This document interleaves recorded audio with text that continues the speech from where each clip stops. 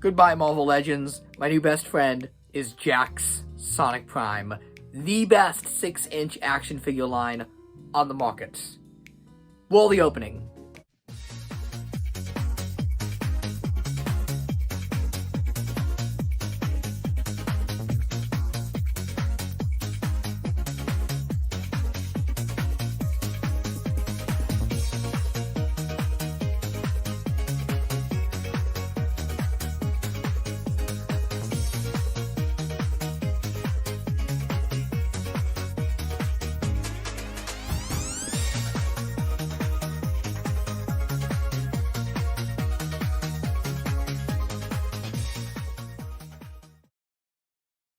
Hello, Austin here from the comfort of the furry den with my new Sonic Prime shelf I have put together. I don't know what happened, I just blinked and all of a sudden I had this Sonic assortment appear right before me. I had been casually buying these Sonic Prime figures and opening them and not really talking about them on the channel because I felt like I had said all that I needed to say on the Jakks specific Sonic line. I did a video like when I first started the channel saying, I hope this line has all the good characters and that it becomes like a complete Sonic line, sort of like those Palisades Muppet figures, but for Sonic. Then I did a follow-up video not too long ago where I talked about some of the new figures like Cream and Infinite and Blaze, and I basically said, yep, they did the thing I wanted them to do. Awesome. I'll buy them. Good, right? I need that caffeine. So, I had just been buying these Prime figures because I like the show so much. Sonic Prime show is completely exceeded my expectations. That show is incredible. It's the best Sonic media out right now, and it makes me love that series in a way I have not since Sonic Sad I Am. I kid you not. And if they can stick the landing, if they can stick that landing, I think the show may actually be the definitive Sonic cartoon, but we'll have to wait and see until next year. But these figures, let's talk about these figures because wow. Again, I opened them, didn't want to do a video on them. I thought I had said all I needed to say, just kind of playing with them and fiddling with them. And I love these figures. I love them more every day. I am completely enamored with these Prime figures. I think they're so incredible, so amazing. For $15, they are the best modern action figures on the market. They're better than Marvel Legends. They're as good as Star Wars was in its heyday. And I used to be a big-time Star Wars collector. 2007, 8, 9, Anniversary Collection, Legacy Collection. I was a completist. That was how I got into toys, was through Star Wars. Fans of that line will know that line kind of, went off a cliff. And I've collected lots of different toy lines my whole life. The Playmate Star Trek figures, Calico Critters, Zootopia, all sorts of stuff. But this line is amazing. It is as good as those lines were in their heyday.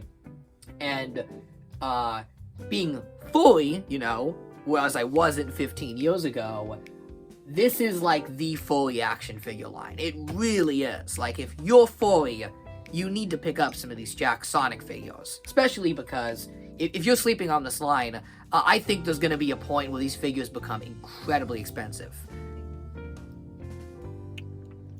All it takes is a quick search on the Twitter or the Instagram, and you'll see a long laundry list of people complaining about the distribution on this line.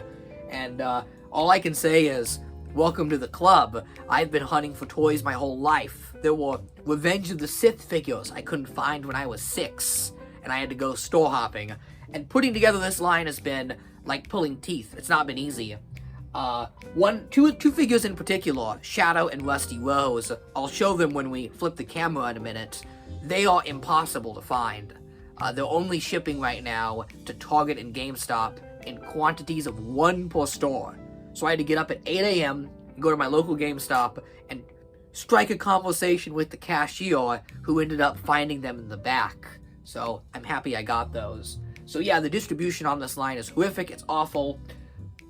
But, I hate to be playing devil's advocate here and defending Jakks' horrible distribution. At least they're getting them to stores. at least they are shipping to retail, because I've seen toy lines with much worse situations than this. My mother, who's a huge doll collector, she has constantly tried to get these collector dolls that are only available on Mattel's website, Mattel Creations. And you'd think Sonic is bad. Monster High, like, if you want to keep up with Monster High dolls, you're pretty much out of luck. You have no options, because these dolls are only online and they sell out in less than a second. And they get bought up by bots and resellers and flippers. And at least with this line, if you're willing to put in the time to get these toys, you can actually find them. Some of the more difficult non-Prime figures, like Metal Sonic, Rouge, Cream, Infinite, I found all these ones early morning Target runs. I just go to Target a lot, 8, 9 a.m. when they're restocking the shelves, and I do often go up to employees and say, hey, I'm looking for this, can you check in the back? And that's how you get that stuff. So you just gotta keep looking. It's totally worth it. Don't pay the secondary market prices. You will find them at retail. Just keep searching. So yeah. So now I actually want to talk about the Prime figures themselves and why I think they're so special. So I'm going to flip the camera around here so I can give you a better look at the figures. So I want to start off by addressing the scale of these figures. They're big. They're about, I would say, somewhere between 4 to 6 inches depending on the character, because the characters really vary in height. But I've seen a lot of people just call these kind of deluxe figures or Marvel Legends style Sonic, because they're a lot lankier and have more articulation than your usual Jakks figures.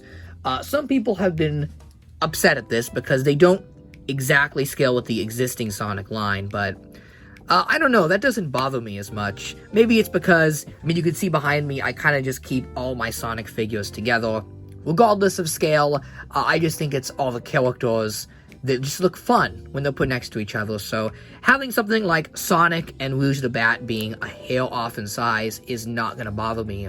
Also, if you look at the designs for the Sonic Prime TV show, they're lankier than the video game characters. They're not quite as chunky and stylized. They have a bit more human proportions, and so they can kind of have that squash and stretch style that it has. The animation is kind of like this 2D, 3D hybrid kind of thing, where the characters kind of have this almost Warner Brothers Fleischer era-like elasticity to them. You know what I mean? Well, when Sonic runs, his legs really stretch. So I think they made the right call by redoing the bodies for these and making them look totally different. Also, as a longtime fan of the Sonic cartoons and comics, more so than the video games, it is really surreal to have a Sonic action figure purely based on a TV show. I know they did that before with Boom, but, I mean, those figures were really bad. This is like a deluxe, fully articulated Sonic based off his cartoon appearance and not his video game appearance. Now, there is a smaller line of these figures, a kind of 3 3/4 line, closer to your Star Wars figures. And if this was the only line, I would say they did a really decent job. Like this Sonic here, and especially this Pirate Tails, also from the Prime line. These are better than anything Jazzwares and Tomy ever made. These are just incredible figures. And it's kind of a shame these guys are not getting any love online, because the 6-inch figures are just so awesome that they completely shadow these 3 3/4 figures. But I mean, if you're a kid that likes playing with your Sonic toys and you want to buy all the play sets and the vehicles, I understand why you would prefer these figures. They're really good.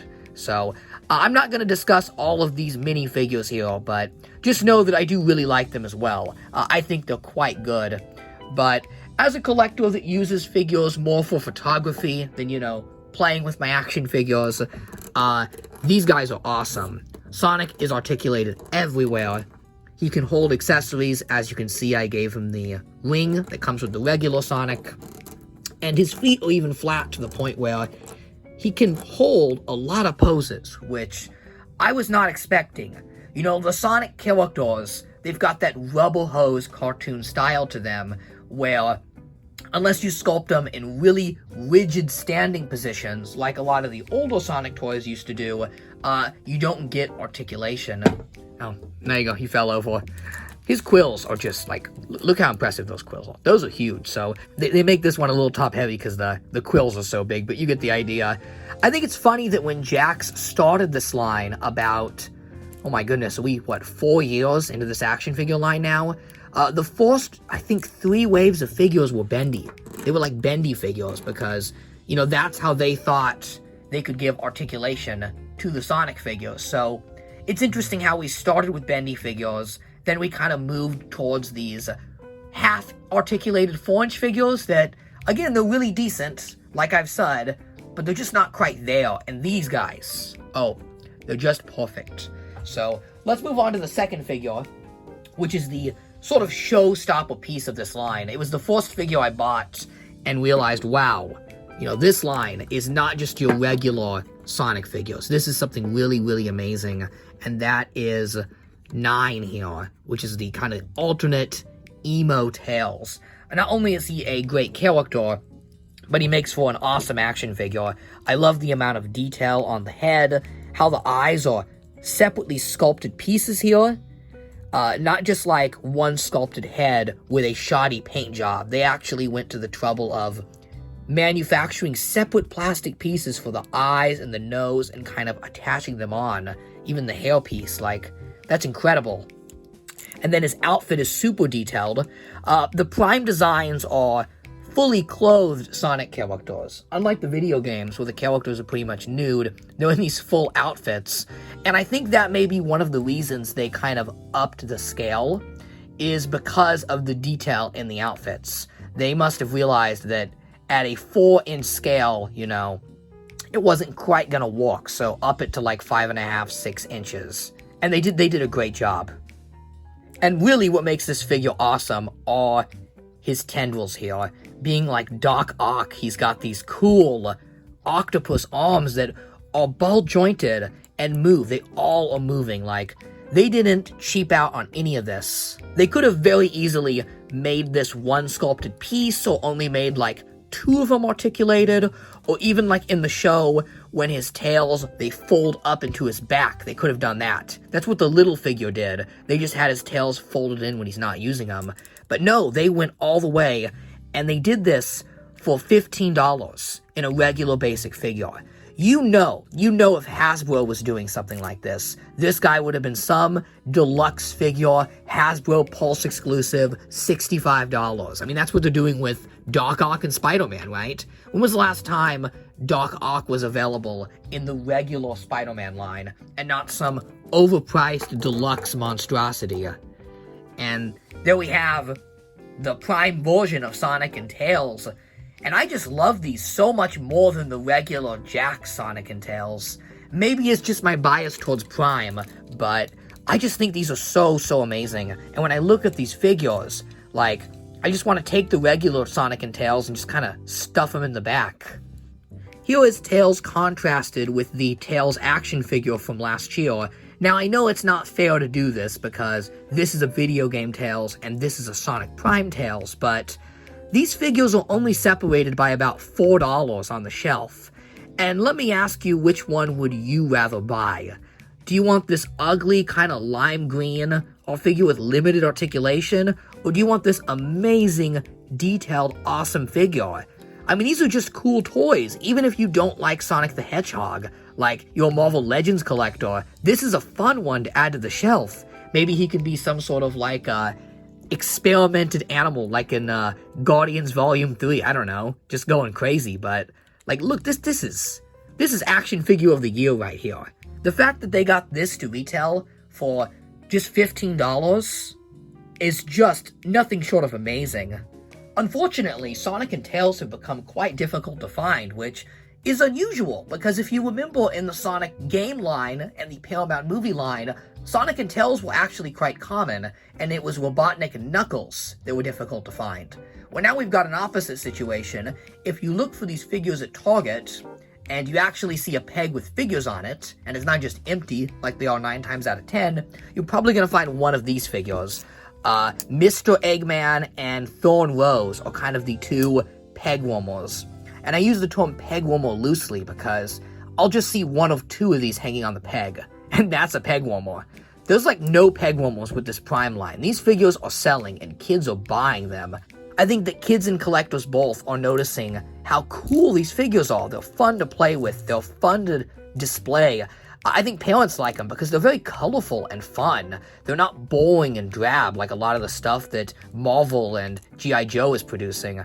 And they're cheap. They're under $20. It's just so neat. So here's Thorn Rose. I call her Thorn Girly Amy because that's what she is. It's the Amy that's all crazy about protecting the trees. And this one is a bit odd for the first series because she's not in the show a lot. She's only in a few episodes, but I also know that toy design happens way before a show goes to air, and they probably just had concept artwork to base off of these, and they didn't know which characters were going to be hits and which characters were going to only be in a few episodes. But regardless, it is a really, really cool figure, and any Sonic female action figure is something I will happily take. I think she's great. She looks just like she walked off of the IDW or Archie comics. And I do just love seeing more anthro-looking Sonic designs rather than the same 5 or 6 game characters we've been getting for the past 10 years. I mean, I love Silver and Jet the Hawk as much as the next guy, but at what point do you look at a shelf of Sonic figures and go, I wish we had something different. I wish we had something that was a bit more in line with the cartoons and the animation and the comics. And when Prime came out in December of last year, I loved it. I watched all the episodes 3 times over, and I remember thinking to myself, wow, I hope they don't blow this again. Because if you look at Sonic Sat I Am, that show was a big hit. And it was a big hit in syndication and DVD releases, and it never got the proper toy treatment. There's no Sonic Sat I Am toys. Sonic Underground, no toys. Sonic X had a little bit, right when the show came out, but if you caught it on syndication or DVD, there were no toys to get. And even Sonic Boom. I know Tomy tried with Boom toys, but they never made like all the fan favorite characters. You still could not build out that world. And I just remember thinking, God, I hope the Prime toys deliver, because they didn't ship day and date with the show. They're just shipping now, over a year into the show airing. And I was worried that either the figures wouldn't make it to market, or they would only get a few to market and they wouldn't sell, because the show's already on its last few episodes. It's almost over, and the toy line is just starting up, but they seem committed. They seem very committed. And the show is super, super toyetic. Again, they're so bright and colorful. Just look at Mr. Eggman here. I always felt like Dr. Eggman or Dr. Robotnik was more of a necessity than a want with Sonic toys. Like, no kid willingly wants to shell out $10 for a big fat guy, but they do it because he's the bad guy and you gotta have him. I mean, if you look at most of the Jakks toys, Eggman is never even sold on his own. He usually comes packed with a big robot, or a playset, or a vehicle, or some way to kinda get stuck with him. But the Prime version of Eggman is great. He's very fun, very articulated everywhere. Look, butterfly hinges in a kid's toy line. Just amazing. And he's even got this kind of ridiculous action feature where you're supposed to press his star button here, and his hair is supposed to fly off his head, like Sonic is knocking down his obvious bad toupee wig. Kind of like one of those real Ghostbusters figures from the 80s where you press the button and the eyes pop out. It doesn't really work. Like, what is that? That's pathetic. But I get the idea that even Jakks knew that Eggman wasn't going to be a hot seller, so they had to give him a action feature. But even still, as it is, I have seen this guy sell, and he doesn't last long on the pegs. So these are the basic Prime figures that are shipping everywhere at retail. They're not super easy to track down, shockingly. You do have to go to quite a few stores, especially if you want Sonic and Tails. My advice is to buy them if you see them. At the time of this video's posting, they're supposed to start getting phased out in favor of the second series, but oh boy, let's talk about that second wave. So the second wave of Prime figures is notoriously difficult to track down. I've seen people say that out of all the Jakks Sonic figures, these Prime Series 2 figures are the toughest to track down, and I went to about I would say 25 different stores looking for these last week. Going to every GameStop and Target I could find in my area because I really, really wanted these guys. And as you can see, they are just phenomenal action figures. I only got 2 of the 4, and I was only able to find 3 of the 4. The one I didn't buy is the Sonic variant. So they're reshipping a variant of Sonic, but they've switched out his gloves to have the claws from the Jungle episode. I guess this will be a nice way to try and get Sonic again if you missed him the first time around, but personally, I only need 1 Sonic for the collection, and I would much rather get one with those classic shoes and not the kind of strange jungle boots the other one has, so I passed on that figure. There's also a Knuckles in this wave. It's the Scavenger Knuckles from the Boss Kaj Maze episode. Another character that basically has 5 minutes of screen time. Strange he's getting a figure, but again, I bet you they based these figures off of concept artwork and didn't know which characters would be major players and which ones would be obscure. That's the only reason I could think of.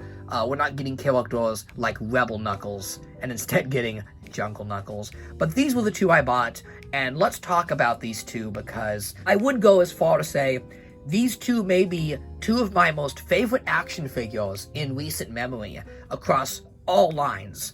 I have not had an action figure that made me this happy in a very, very long time. First, let's talk about Shadow. So Shadow's appearance is barely changed in the Prime show. It has to do with the show's plot. You know, if you haven't watched it, they basically mess with the Sonic timeline and all the characters get all messed up and mutilated, so everyone's different. Except for Shadow, he's kind of the outlier that's in a place called the Void. He floats around in the Void, which makes me happy because if you're a longtime Sonic fan, since that I am, you would know that the Void is a part of the greater Sonic continuity that's never used. Originally, it was Sally and Bunny that discovered the Void, kind of an area outside of the Sonic canon where anything can happen, and it makes me really happy to see the Void brought back. I love when they use stuff like that. But here's the Shadow figure, and because he's unchanged from the games, we essentially get a fully articulated Shadow that is slightly taller and lankier than the regular Shadow. So, basically a Sonic X Shadow figure, because, you know, he looks more Toon-like than the game figure. And I love this figure. I've wanted a fully articulated Shadow the Hedgehog since I was like 12. But if you recall the Jazzwares, it was called the Superposer Shadow, the one that was fully articulated. He was very rare to find, even back in the day. And there seems to be a Shadow action figure course that is similar to what Star Wars fans call the Boba Fett course, where any toy of this character, it doesn't matter if it's a crummy figure or a good figure, is hard to find. Shadow never stays on the shelf, ever. Even like the little mini Shadow figures, they instantly sell. Kids just love Shadow. Kids have loved Shadow since the 2000s, and 20 years later, you know, little 4-year-olds and 5-year-olds still love this edgy hedgehog. So, considering this isn't even a crappy Shadow figure, this is a phenomenal Shadow figure, I expect this to be one of the most difficult Sonic figures to find, because it is one of the best Sonic figures. He's even got his, air shoes, right? They're called air shoes. They're air shoes. Where he hovers and kind of has those little pads that make him glide like a beautiful ice skater. But, yeah, this figure is amazing. Oh, and it did something really, really cool. I remember earlier on the channel talking about how I wanted a Shadow figure with an open hand so he can hold a gun like he does in his classic video game, Ow the Edge. Look at that. They not only sculpted him with an open hand, but they basically sculpted him with almost a trigger finger.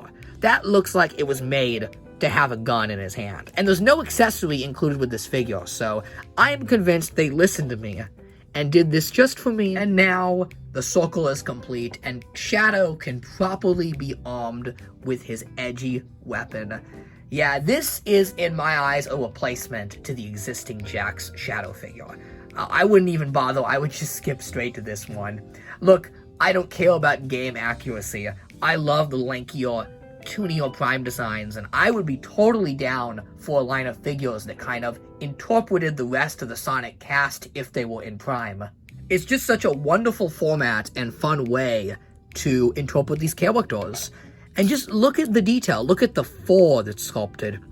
He's got like this shine to him. The whole figure is just glossy and has this premium feel. Very, very premium. I would pay like $25 for a figure this nice. I am legitimately shocked they can keep the price point of these low. It's almost like they care about toy collectors and children and just want to make a line of toys that's fun to collect, and that's missing from a lot of modern action figure lines.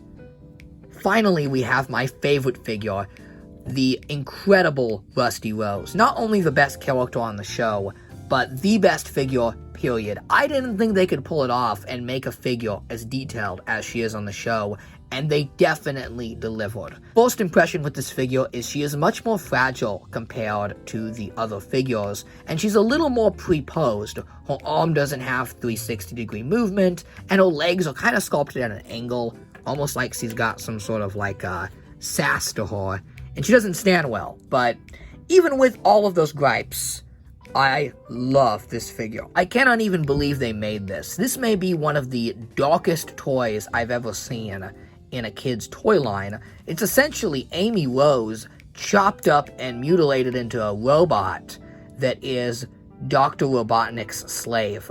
That is a dark action figure, and pretty scary too. They even sculpted her with like her freakish, mindless eye here. But yeah, I totally love it. Robot slave Amy, absolutely yes. The Sonic property has featured what's called robotization since its very beginning. That was a key component of the SatAM TV show and the Archie comics, was that they would take the characters, usually the damsel, like Sally Acorn, and turn her into a robot slave. And it was dark and scary, and it was never something that was explored in the video games, oddly enough, at least the modern games. You see, in the classic games, the little animals get turned into robots, so when they were animating the show in the comics, they took Sonic's friends and made them into robots. But the modern games, they touch it every now and then. I know Lost World featured a little bit of it, but when this show came on and featured the robotization process, I was so happy. And to finally, what are we, 30 years at this point, get our first roboticized Mobian action figure? Like, that is amazing.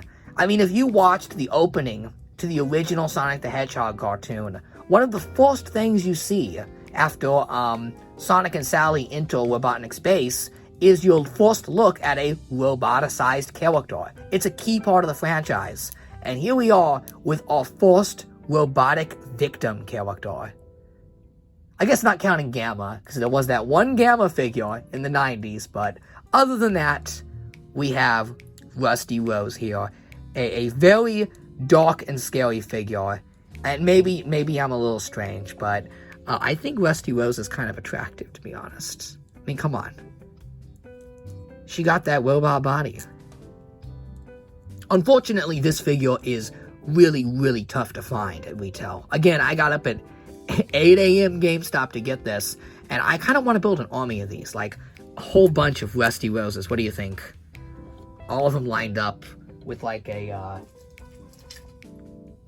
Eggman Commando. Imagine 6 of these behind him. How amazing would that be? And Sonic would have to guess which one is really his goal. For such a toyetic franchise, Sonic has really had a kind of sad history with toys. Lots of one-off series of figures that start and end. Lots of cool toys that are sadly expensive. But finally, Jakks Specific is delivering the goods. A collector-friendly, but still toyetic and still playable line of action figures. Kids can play with them, adults can collect them. These guys have everything going for them.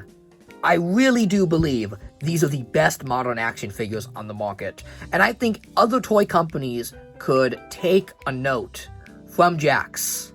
Everyone should be delivering figures that are fun, that can be played with, enjoyed, displayed, collected, and found at retail.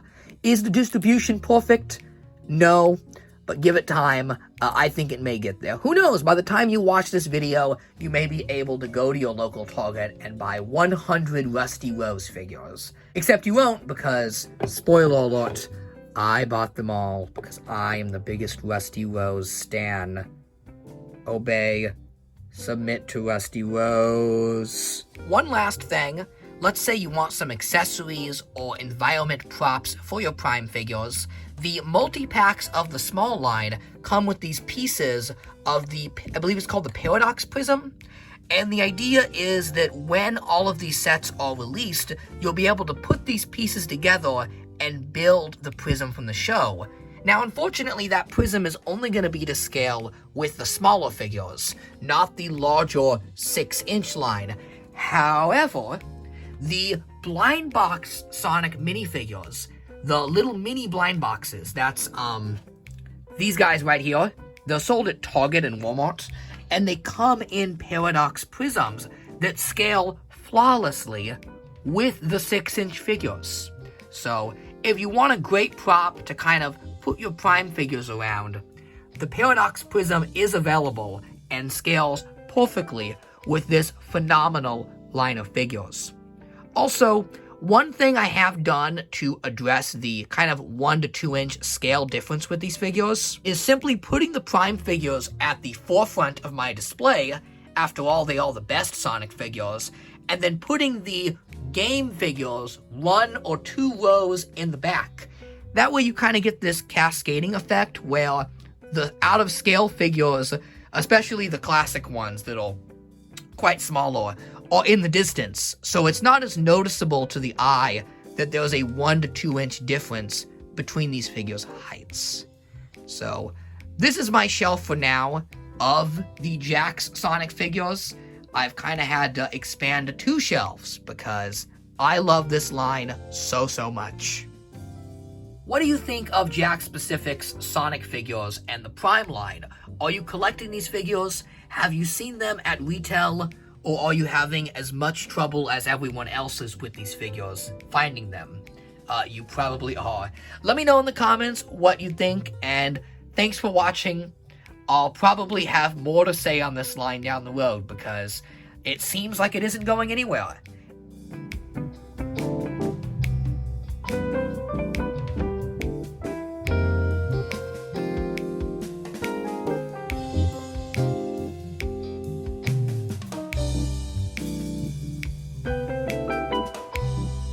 Kind of a weird and out of place comment, but where else am I going to mention it? Does anyone else feel like Sonic Prime is kind of making up for lost time with Sonic? Okay, hear me out, but I feel like the show takes elements from everything that the Sonic fans got screwed over on. Let me explain. Sonic Forces, Sonic and his friends are rebelling against an Eggman empire. Everyone thought the story had potential, and it totally sucked. And let's go way back, like way back. The original Season 3 for Sonic Sat.I.M. that we never got would have featured an edgy, emo teenage Tails that challenges his friendship with Sonic. And what do we get in Sonic Prime? We get that. And finally, the Archie comics. Perhaps the biggest letdown in the history of Sonic was when the Archie comics got abruptly cancelled and we never got our proper ending to the storyline where Sally gets turned into a robot. Many of us would have loved to have seen how Sonic would have handled his true love being turned into Eggman's robotic slave, battling him and testing him. And what are we getting in Sonic Prime? That exact storyline. I don't know, I feel like the writers of Sonic Prime knew this, and I know it does share some of the writers, like Ian Flynn, with the comics team, and I feel like they said, you know, we're going to use this show to tell the story Sonic fans wanted to hear, to tie up all the loose ends, and give them a proper, complete Sonic cartoon. And if the show doesn't stick the landing, let's say the last couple episodes really blow it, like really theoretical, like the show just completely bombs in the end, I think it was totally worth it to get some of the best Sonic figures and some of the best action figures ever made.